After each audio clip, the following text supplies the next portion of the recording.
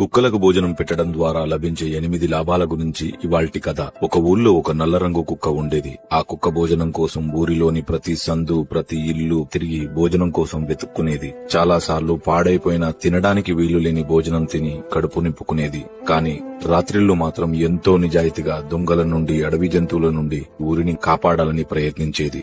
ఆ ఊరిలో ఉన్న గురువుగారి దగ్గరికి వెళ్లి, స్వామి, ఈ కుక్క జీవితం జీవించడం చాలా కష్టంగా ఉంది.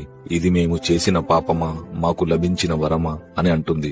దానికి ఆ మహాజ్ఞాని, పిచ్చి శునకమా, నీకు లభించిన జీవితం శాపం కాదు. దేవుడి ప్రకారం మనుషు సంపాదించిన దాంట్లో మొదటి ముద్ద గోమాతకి, చివరి ముద్ద శునకానికి రాసిపెట్టి ఉంది. మూర్ఖపు మనుషులకు అసలు కుక్కలకు భోజనం పెట్టడం వల్ల ఎన్ని లాభాలు ఉన్నాయో తెలిస్తే అందరూ అదే పని చేస్తారు. అవి ఏంటో చెబుతాను విను.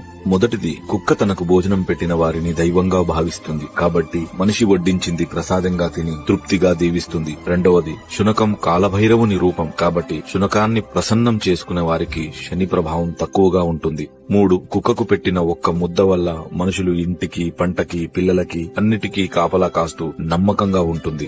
4, ఇంటికి జరిగే అరిష్టాన్ని ఆవు గ్రహిస్తే ఇంటికి పొంచి ఉన్న ముప్పుని కుక్క రానివ్వకుండా చేస్తుంది. 5, కుక్క ఒకే జంతువు మనిషి బాధని, కన్నీళ్లను కూడా చూసి అవి తొందరగా పోవాలని, నా యజమాని సంతోషంగా ఉండాలని మనస్ఫూర్తిగా కోరుకుంటుంది.